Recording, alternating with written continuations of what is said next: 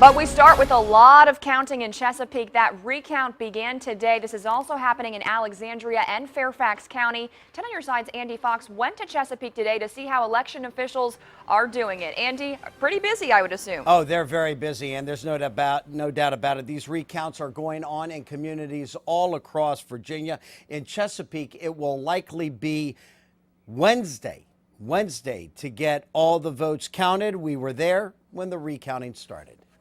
It's been a long day, it's been a long night, and I really appreciate you all hanging in there. That was Democrat Mark Herring. Election night, November 5th, 41 days later. He and Republican Mark Obenshain still hanging in there. 165 votes separate the two. Historic election. And at first, we were not allowed to bring in our camera. Chesapeake Electoral Board Chairman Dave Mitkiff. Shouldn't we be able to come in? We are asking to get clarification on that, whether we're going to allow you to come in and film inside or not. Do you want us to come in?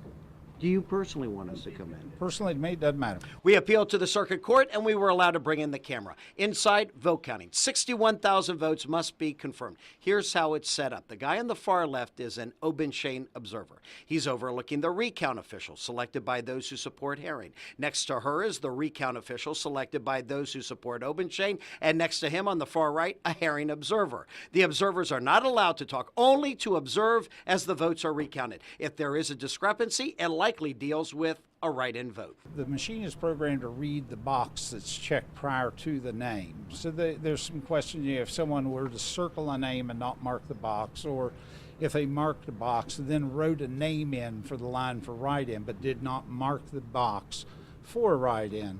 That's the kind of thing that's going to go up there to be challenged. Gary Byler is an Obenshain campaign attorney. I understand you've picked up 5 votes. 5 votes, that's right. That's what we think. There are a couple for Obenshain that had been miscounted. There's one that was for Herring that's going to be sent up to the Richmond court for final decision. But I tell my friends, don't take too much heart. We could be down 3 votes by the evening as well. The Herring campaign attorney did not want to be interviewed. Democrat delegate Lionel Spruill making sure Mark Herring's interests are represented. Why are you here? To observe and make sure everything goes in order.